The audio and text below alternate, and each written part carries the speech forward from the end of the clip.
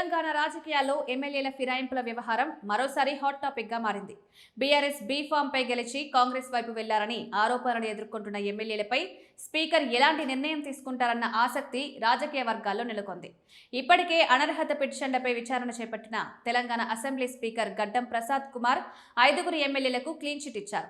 గూడెం మైపాల్ రెడ్డి, బండ్ల Krishnamohan Reddy, Arikapudi Gandhi, Prakash Goud, Tellam Venkatrao party మారినట్లు తగిన ఆధారాలు లేవని స్పీకర్ స్పష్టం చేస్తూ వీరిపై దాఖలైన పిటిషన్లను డిస్పోజ్ చేశారు. దీంతో మిగిలిన 5 ఎమ్మెల్యేలపై స్పీకర్ నిర్ణయం ఎలా ఉండబోతుందన్న చర్చ మొదలైంది.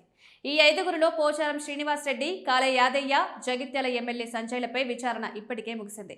వీరి విషయంలో తుది తీర్పు విడవలసి ఉంది. ఇక కీలకంగా మారింది కడియం శ్రీహరి, దానం నాగేందర్ వ్యవహారం.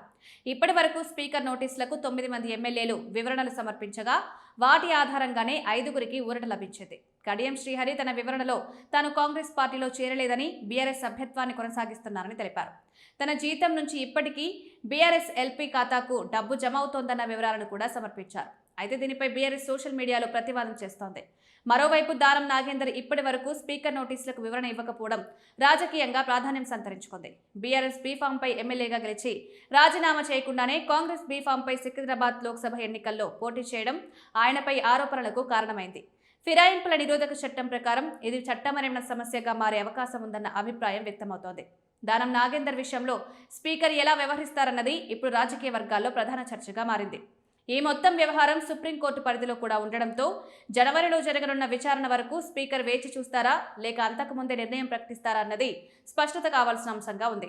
ఇదిలా ఉండగా అసెంబ్లీ కార్యదర్శి నరసింహాచార్యులను కౌన్సిల్కు బదిలీ చేయడంతో కొత్త కార్యదర్శి ఈ అనర్హత పిటిషన్లను ఎలా హ్యాండిల్ చేస్తారన్న చర్చ కూడా తెరపైకొచ్చింది. అసెంబ్లీ సమావేశాలు ప్రారంభం కావడం, మరోవైపు పెండింగ్ పిటిషన్లు ఉండడంతో స్పీకర్ తీర్పుపై ఉత్కంఠ మరింత పెరిగింది.